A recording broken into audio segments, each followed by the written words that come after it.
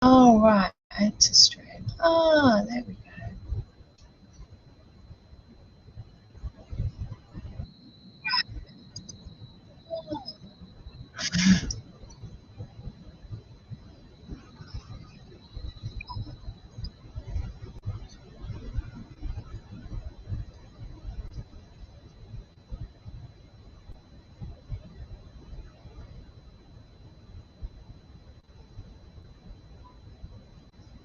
Okay.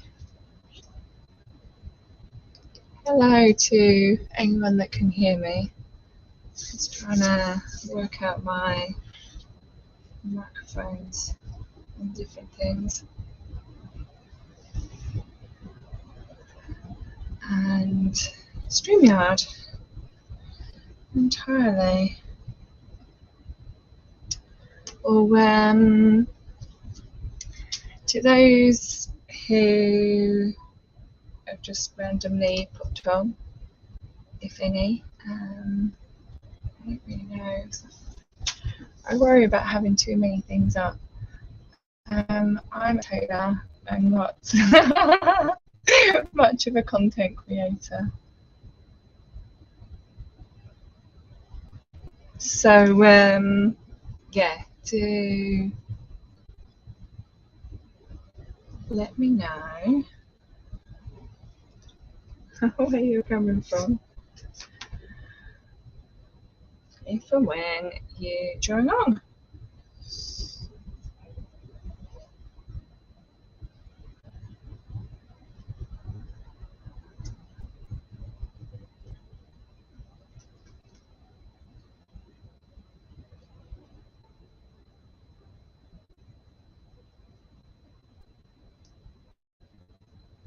Oops.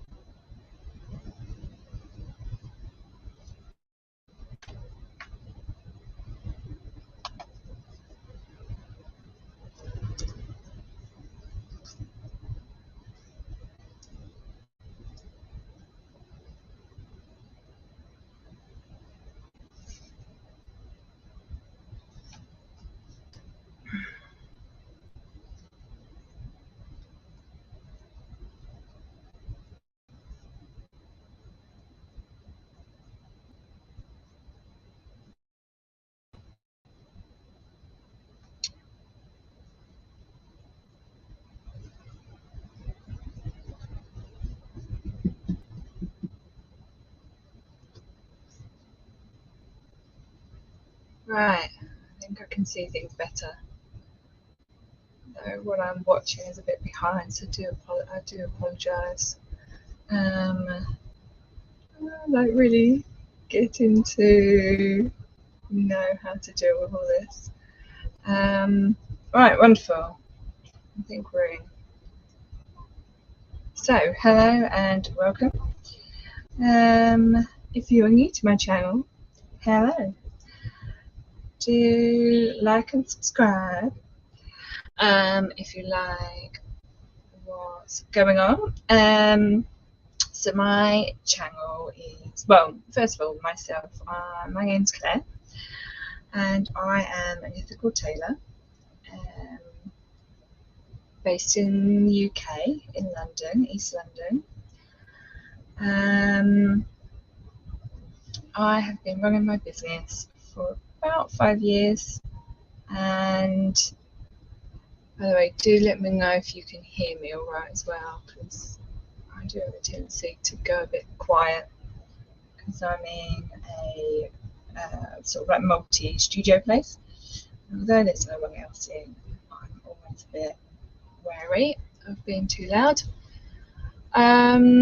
So I've been running my business for about 5 years, been something of an idea for about 10 years, just over in total. And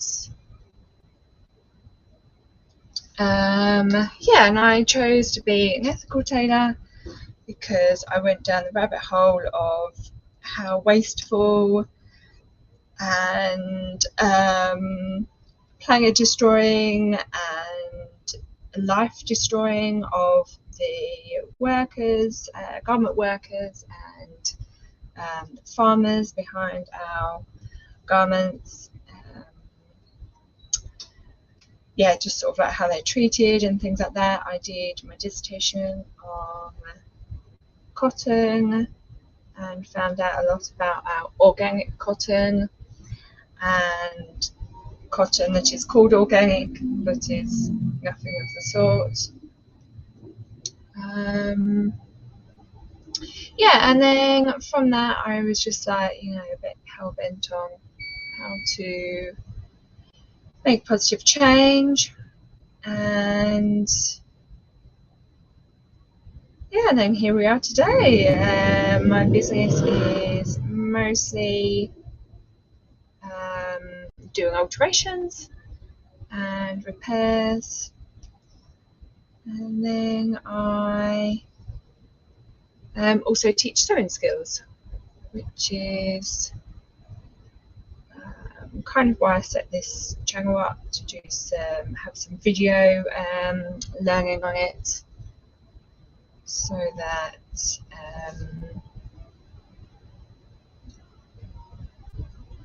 yeah, so that then sort of it's kind of different ways for people to learn. And I was sort of inspired by, like, through lockdown and doing some virtual classes of just how yeah, kind of sort of different ways of learning is good. And I think it's sort of better to just have it out there, so then people can sort of choose how they wish to learn, rather than having to ask for multiple different ways of having something taught to them. And yeah, and it's taken me a long time to really get anywhere near doing anything with it. Just because of time, really. And I had a class cancelled today, and although I've been spending about 2 hours trying to set this up, we're now here, and I am on StreamYard because I just couldn't do it just playing through YouTube. So it's all good. The wonderful MED Baker, someone that I follow and have followed since about 2020. She always talks about it, so I got it through her little link. Yeah, hopefully this goes well. Because yeah, although I had a bit of confusion about my mics and whether it would actually work, it's yeah, seems to be working very well so far.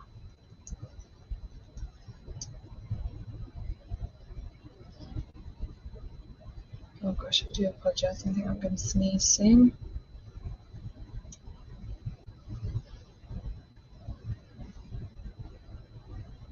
But yeah, so I kind of was thinking, if I do these kind of streams, because actually most videos are what's taken me a long time and I'm not getting obviously enough out. So there will be more of these kind of just having chats and sort of doing little bits until I can sort of figure out quite a good format to do them, sort of like full videos live, because I feel like that might be a way. But I want to get a few more camera angles in, because personally I think this view of like what my hands are doing is better than just seeing my face talk. Plus, get a little bit shy when I do that.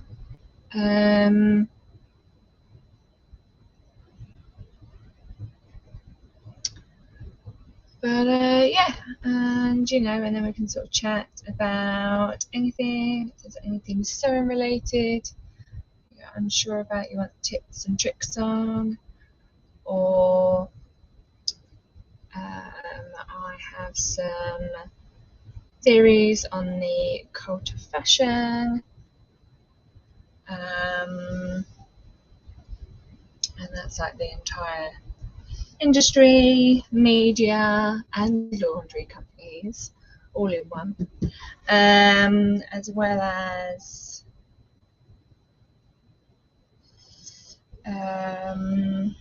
I would like to look into some of these kind of, there's been like lawsuits going out, and although I'm not a lawyer, I do watch a lot of them on YouTube, and no one's doing like covering sort of fashion stuff, and I just think they need to be held accountable better, these companies, fashion and such, even like sort of garment manufacturing factories, and such things.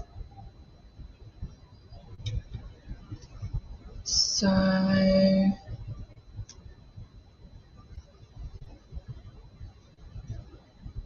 yeah, so it'd be cool. I think it'd be kind of cool to sort of maybe look through those sort of bits at some point.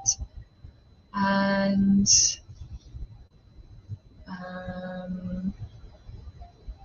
yeah, but like, let me know whilst you're watching this, when people are watching it afterwards, what you might like to see. Also, for a bit of context, I call it the cult of fashion because since the 90s, the advertisements for fast fashion in particular have been mostly focused around the fact that we, they're sort of trying to get us to be okay with like throwing away our fashion, throwing away our clothing, sort of like after only that couple of wears of wearing it. And and then I feel like sort of and obviously like, so after so many seeing so many adverts being like this trend, that trend, buy me, buy that, it's sort of, you do fall victim to it, and I was for many years. And then I have a theory around the laundry companies, and like the use of conditioners and things like that, because I worked at Levi's for a short time doing alterations, but they paid me so badly that I had to leave because I just couldn't afford to live, which is ridiculous because I was bringing them in so much money. Particularly, I was working at the Carnbury Street store, so it doesn't surprise me that they have all this stuff going on now where they're not paying the accord, not signing the accord to pay their garment workers properly in their factories. But yeah, so then back to the laundry companies. They, so they, when I was working at Levi's, sorry, that's what I was saying, I got told that conditioner was very bad for jeans and sort of kind of cotton in general, and how it eats away at the fibres so then they don't last that long. So with jeans, if you don't know, you shouldn't be washing them that often. Put them in the freezer, or hang them in an open window, or outside on the line without having washed them. Just sort of kind of give them a bit of breath of fresh air as such, but also putting them in the freezer will help kill all the bacteria. And yeah, that's all really good. So then you don't have to wash them so often. And then yeah, so and then with conditioner, it will eat away at the fibres. So don't wash your denim, let alone sort of like really anything. Like I don't use conditioner since finding out about it, and I feel like my clothes are far better for it. Also the fact that I don't wash things that often, apart from undergarments. I generally sort of wear a t-shirt or a vest top under things, and that's what I will wash. And yeah, so then because I would always get jeans coming that had holes in the crotch, and then everyone's like, you know, obviously particularly women saying, oh, it's because my thighs are too big. It's not because of that. It doesn't help when the fibre is weak, when you do have that. But that isn't the sole reason. It is because it's already a very weak area. So yeah, so that's that really. Then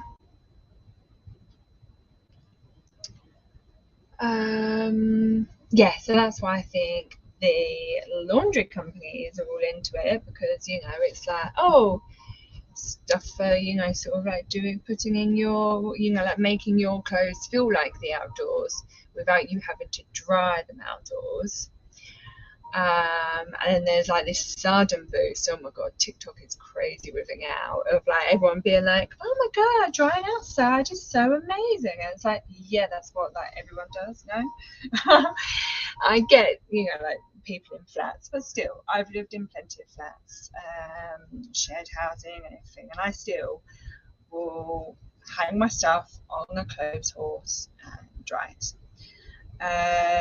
Because it's just so much better for it. You know, drying it in a dryer again will only weaken the fibres and not allow the clothes to last as long. So yeah, that's my little rant on that.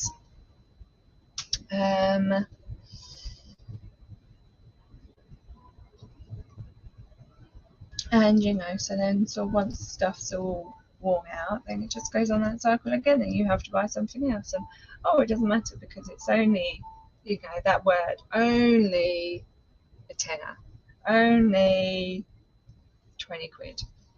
And then I get the thing as a tailor, and doing repairs.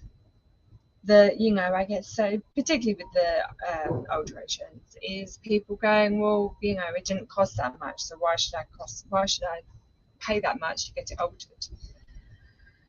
And then so then I get on my soapbox and I'm like, well, because it should have cost that much in the first place. So one of those things.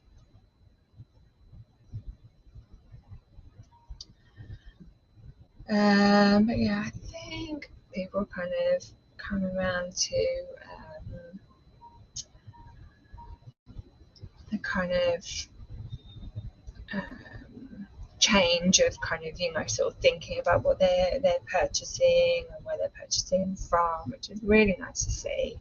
I've had a massive boost since COVID of people coming to me because of my ethical credentials, and the fact that I like give back and everything.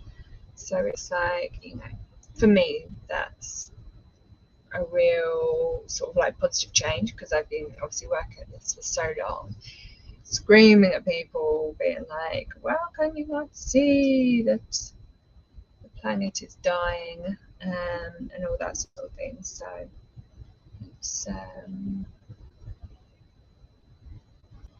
yeah, I think really good. But yeah, you know, sort of kind of change, you know, like the real change will be sort of kind of ways in the masses, and you know, sort of, I think until we get this sort of like kind of high end, well, it's not high end, it's just sustainable fashion, sustainable ethical fashion from, you know, sort of like proper stores, proper brands that are doing it, not your fast fashions that are greenwashing with it. And when that gets in the charity shops and things, on the second-hand market, that's when the change will be, because then that is when everyone will see how much difference there is in, you know, sort of like, then they will be able to buy that sort of stuff, you know, rather than at the moment everything is about, oh, you know, it's elitist, it's, you know, it's too high, blah blah blah. No, it's not too high. There are, you know, I do have certain brands that I'm like, well, I don't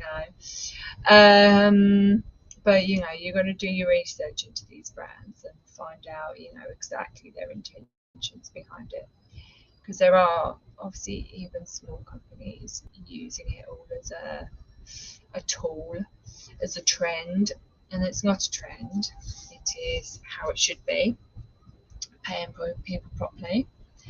But yeah, so I believe once that becomes in the second-hand market, then we'll see like the bigger change, because then everyone will be able to afford it, and yeah, and then there'll be like no excuse, you know.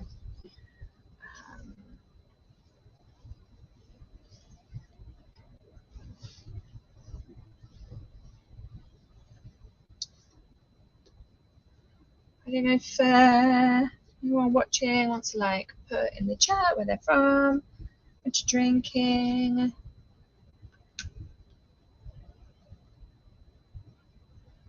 I'm hoping this can be, I don't know exactly, I think it will be like a Saturday or a Sunday, but I don't always work them, so it might just be on the ones I work, but also I can do ones lives when I paint as well, so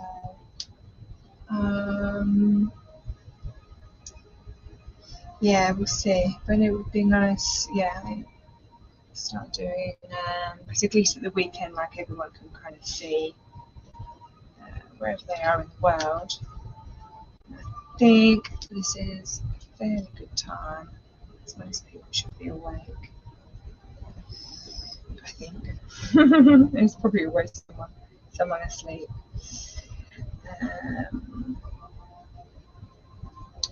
The penguins.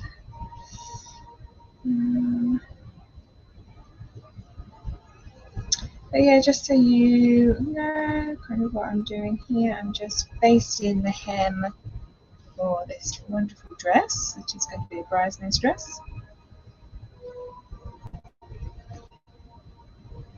And yeah, so then I can cut it.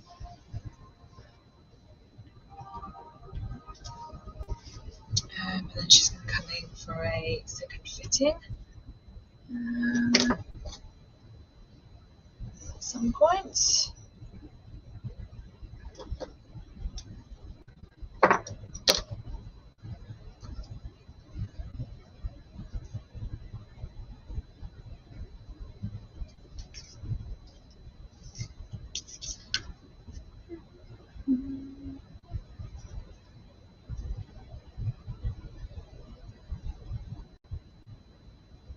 Also, I apologise if you can hear my fan, but it's rather warm in the UK, even though it's a dull day. I'm inside a building that is very much glass, which is wonderful for the daylight, but not so great when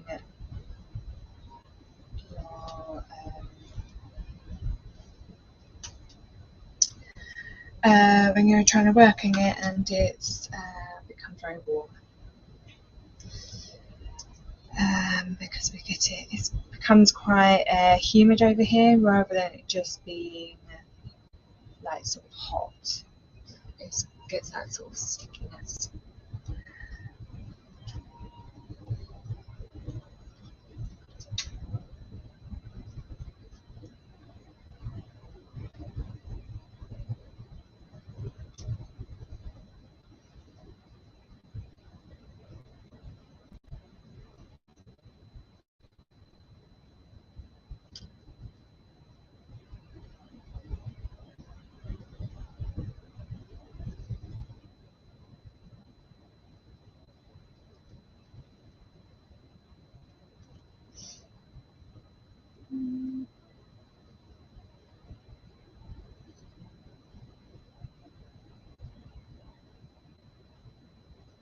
It's very it's very odd having to work and sort of like think of things to talk about at the same time.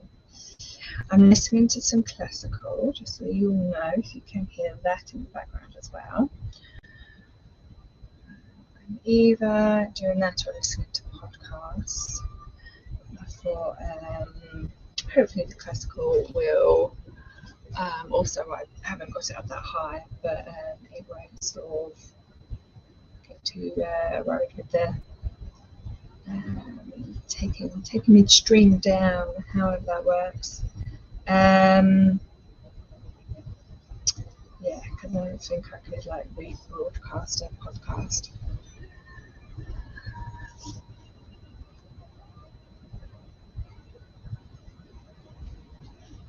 But, what's on the thing of podcasts? What's everyone's podcast list? I do like a bit of true crime, and I listen to, and that's why I drink, mostly for that, and the fact that they have ghosts and cryptids stories on there, and I just love Christine and Em's banter.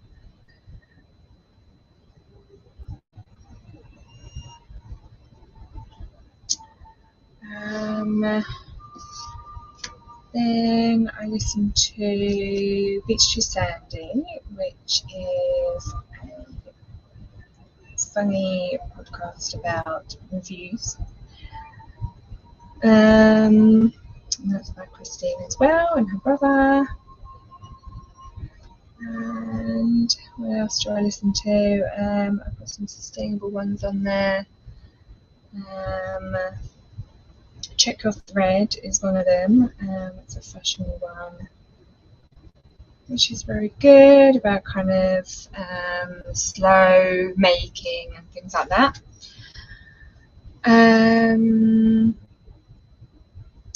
There is the Where Does It Come From podcast.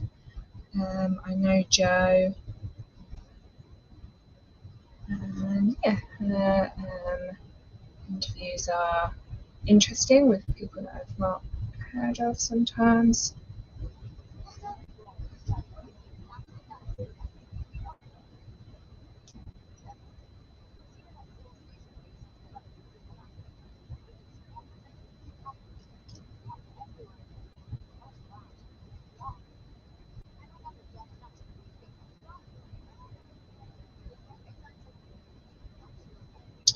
And then I listen to some like history podcasts about so British history is one of them I've been listening to. I really like that. Oh, now I can't even think what else I listen to.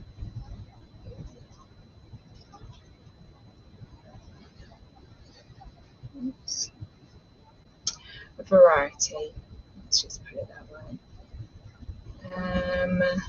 Oh, The Infinite Monkey Cage I like as well. It's with Brian Cox. It's a bit about space and all that sort of stuff. Yeah, quite a variety really. I'm going through a weird phase at the moment where I'm just listening to a lot of Beach Sound and trying to catch up with theirs.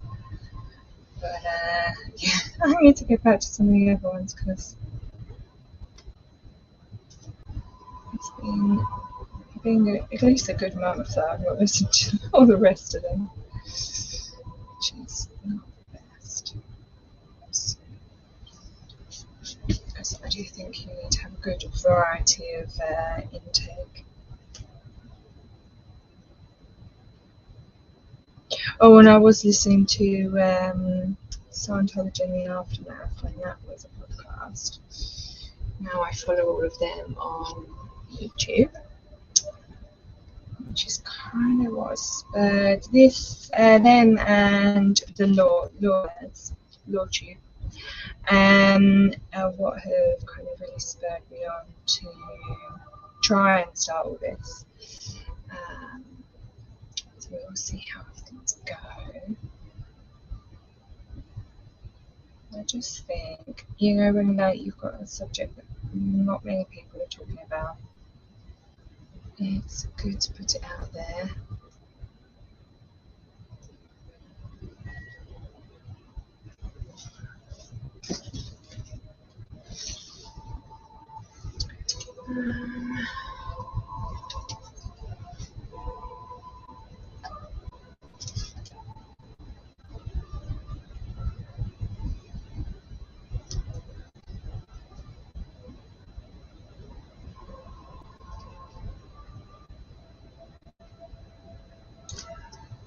Oh dear.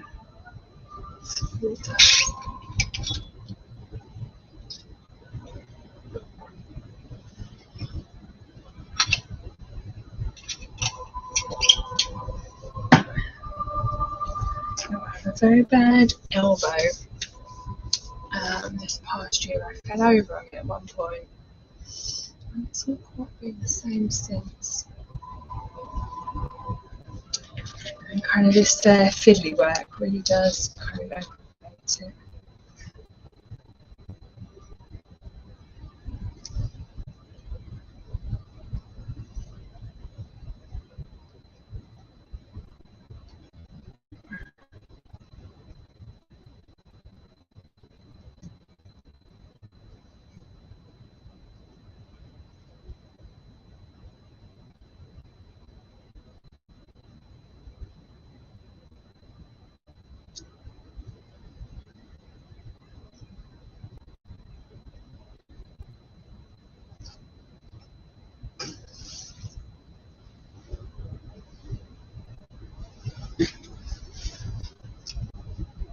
Oops.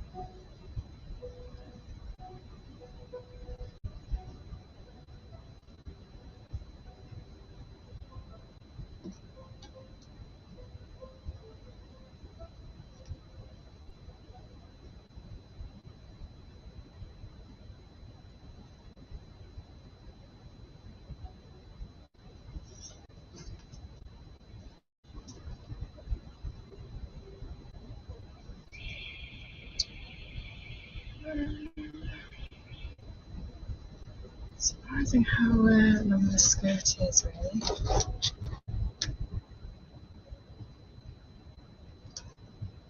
Halfway around the board.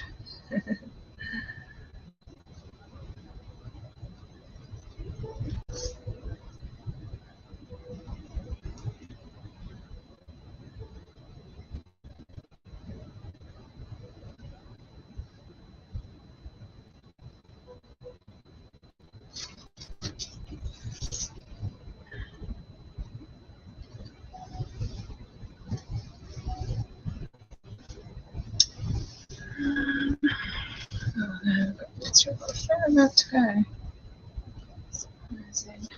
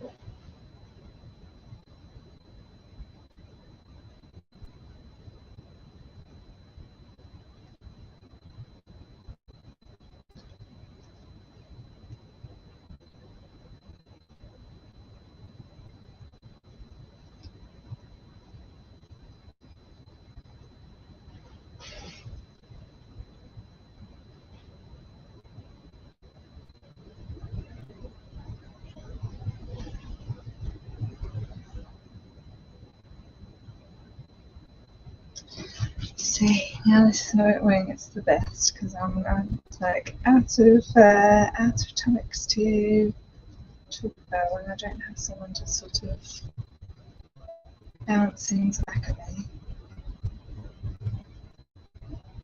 So I do apologise for my silence. I'm just going to write down topics, bullet points.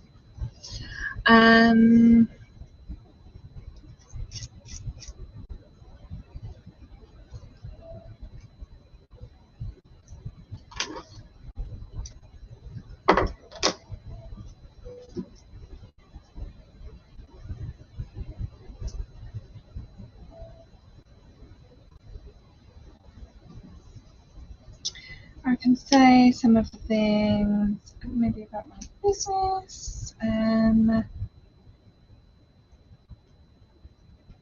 So I set up my business and we do alterations. So when I was there, first thinking about it, I was going to do sort of like make bespoke clothing, and I did do for a time. I had an advert on eBay, and I had a lady who I worked with through that. She was very lovely, but had a very interesting career, let's just say. If I've told you, then you sort of know. Otherwise, we'll keep that to ourselves for now. But yeah, so that was really interesting. Experiencing how to charge properly, although I still didn't really learn much from it. And I'm still kind of coming to terms with it, just on like a bespoke garment side of things, until I sort of kind of do more to really understand the time it takes to do and everything. But yeah, and then I was working at Selfridges for a time in the alteration department there. I was a tailor fitter, which was nice apart from the fact that I had an awful manager at the time. And it was during working there that I was then on a business course and was awarded a grant, and that's what allowed me at the time to get my studio space. I am still in currently, 5 years on. So yeah, it's always kind of been something that I kind of look back on fondly. Going through that process, although at the time it was not the best. They asked me bizarre questions, and that I didn't think was related to anything that I was wanting to do at all. So yeah, so that was that. And then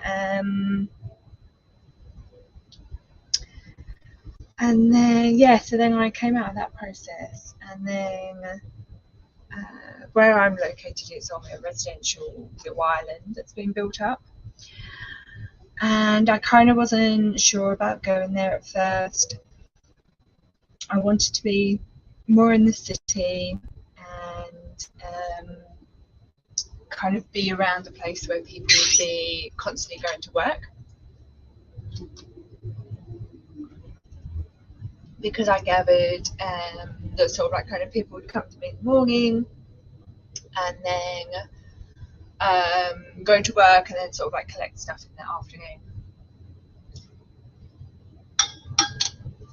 And actually, hindsight's 2020, because since the pandemic, being on the island has obviously been a better thing.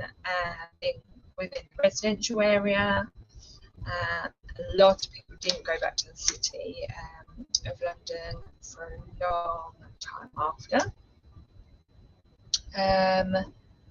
So yeah, so it's been the best kind of decision that was almost made for me, really, because there just wasn't, a place in the city was just far too expensive. So yeah, so this has been like really good. And then I oh gosh, sorry. Oh, I didn't think that came out of nowhere. Yes, so I've been here like 5 years, and when I first kind of opened my doors as such, although it's like a studio space, so it's not open to the public in that sort of way.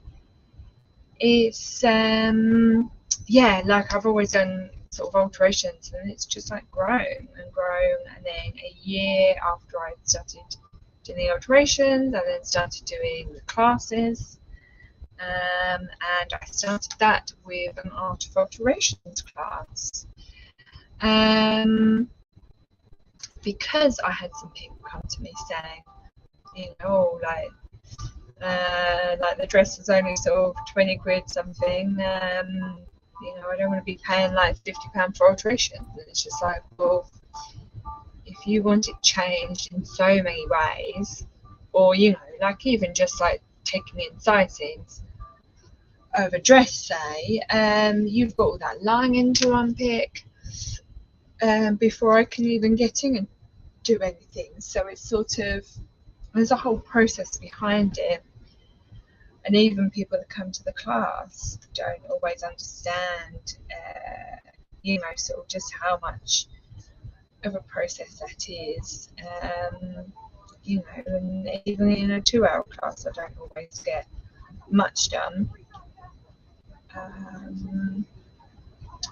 So I just try and sort of explain it to people, obviously in the class as much as possible, and then even just for people that come for alterations, I try and explain kind of like the process behind it, why why it's costing that much, so that it's not just I'm just taking the money. There's a whole reason behind it costing that much, because of the number of hours that it takes to do.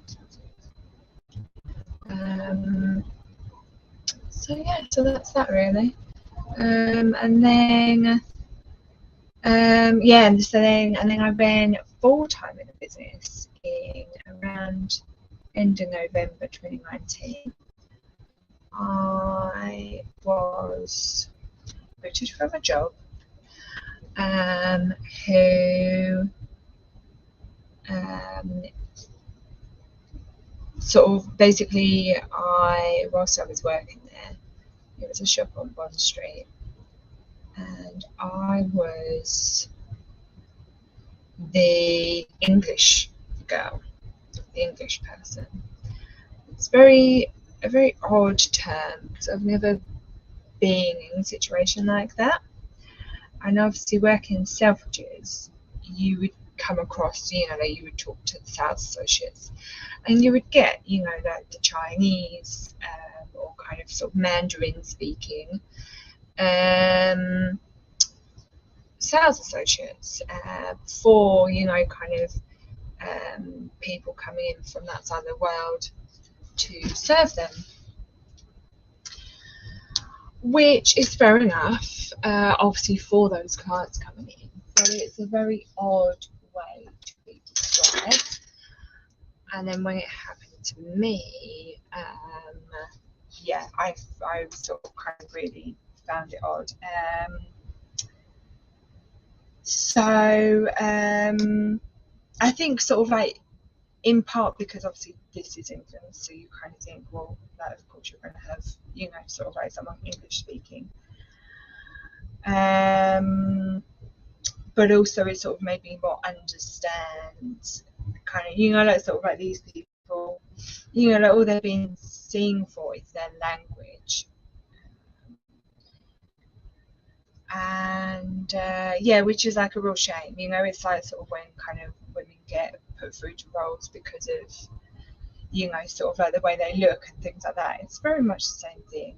You've got to speak in a certain way, and then that's why they sort of kind of put you through for certain things.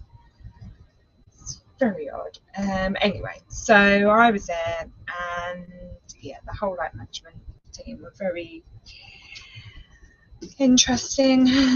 Worked for the company for a long time, and were very set in their ways. It was kind of an old English company, but it's now owned by Japanese people, businessmen, and yeah, so it was all just, they all just had these sort of kind of quirks. Anyway, so I got told that I was only on a year's contract, which I hadn't realised. I then did read through my contract and did see that it was only a year, but still, they got rid of me because I didn't fit in with the team. But basically, leading up to this, one of the supervisors was extremely handsy with me, and he's married, and I don't believe he liked it because I would not go with his advances. Now I wanted to, because I'd, you know, obviously sort of seen things that were happening, so, and I tried to say things to the head officer, to like the HR. It's all very small team and small knit team. Like you're like the odd one in sort of people that have kind of worked with each other for years. It's all very weird. So yeah, so obviously like not much got done when I did say things. And obviously Brexit was all happening at the time, blah blah blah.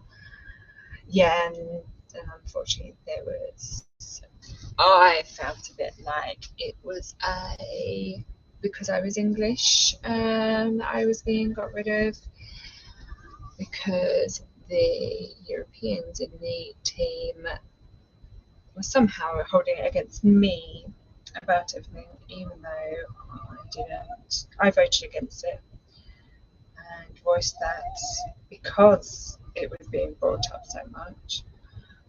And yeah, no, I don't fit in with the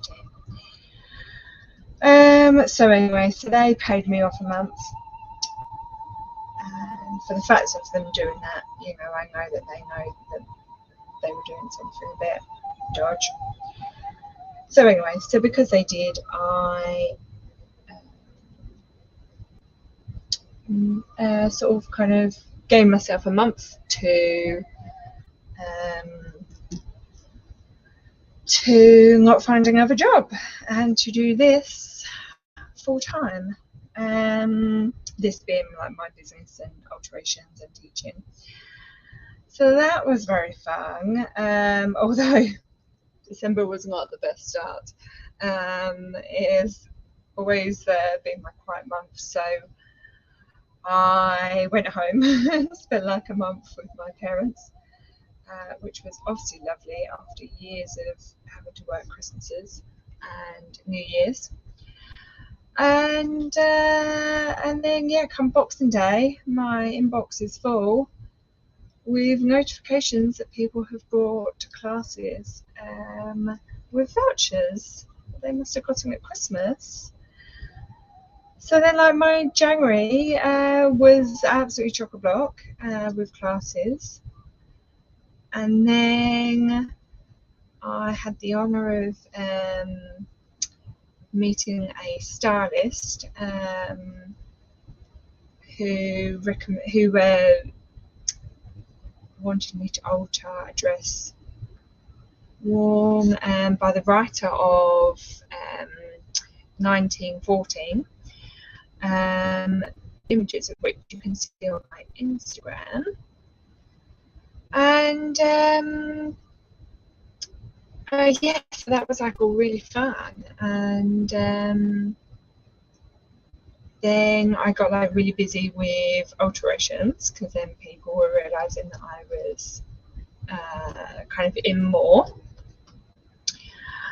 Then February, I had already planned, like sort of like a year before, about going skiing. So then I went skiing.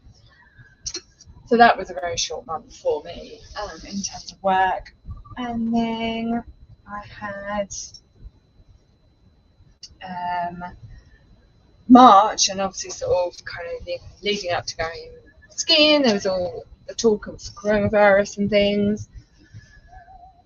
No one thought anything major was going to come of it,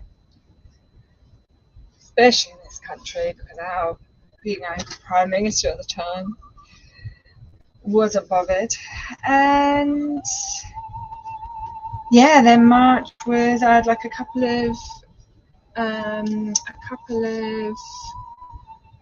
classes, and then it was just like absolutely dead silent. So I therefore kind of let them play out, and then had one lovely lady who was from the US, and she was having to make like sort of like a quick decision to go back early, otherwise risk being stuck in this country for kind of longer. And then yeah, and then that was it. And then I sort of kind of had to sort myself out for lockdown. But then coming out of lockdown, it's been absolutely amazing, and yeah, I've just had like so much support from the community. It's been really nice, and yeah, I don't regret a single moment of it. There's been some times, but now I have like a team around me and everything. It's just amazing. So I feel so lucky. Because this like truly is something that I absolutely love doing. Meeting new people, and doing a bit of sort of creative like deconstruction and then reconstruction, and kind of with the classes, sort of learning in myself how to best explain things, getting to introduce people to like the joy of sewing. Although I don't unfortunately do a lot for myself all the time, because I'm doing a lot for other people, I do still like that other people get that, should get that enjoyment out of it. I find it such a key life skill that many people obviously don't have. So many people just can't even sew on a button, and I just think, people want to pay me to do these things, and fair enough, I keep saying this, but you know, sort of, also I do think it's sad that people should learn to be able to do it themselves. You know, it's sort of nothing like that should be sort of elitist in any way, and everyone should be, you know, kind of like given the chance to learn if they should so wish. And then from that learning, you know, it's sort of like we'll go to like saving on bills and things like that, you know, sort of. And it really like warms my heart, you know, like when people come back time and time again, invite friends and things like that. It's yeah, really so uplifting in me.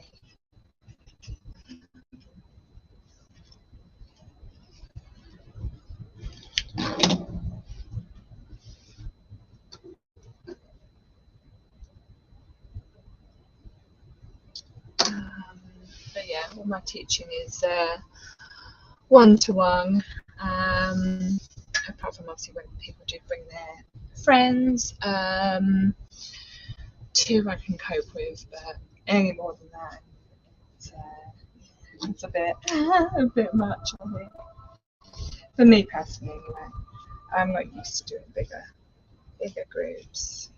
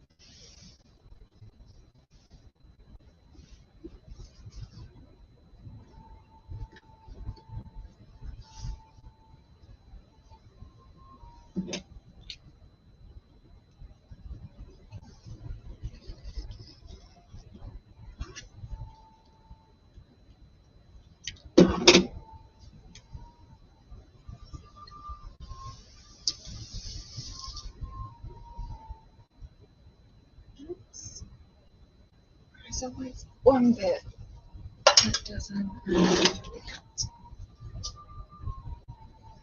Oh, two bits. That's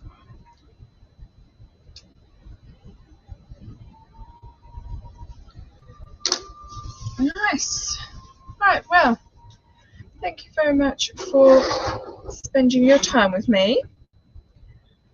I hope you liked it somewhat. Now that I've understood, yeah, the kind of initials of going live, I will sort out some better intros and things for next time, and outros. But yeah, thank you all so much. I'll put my camera up so you can see me. Hello. Yeah, this is me. This is my studio, and yeah, I will see you all later. Bye.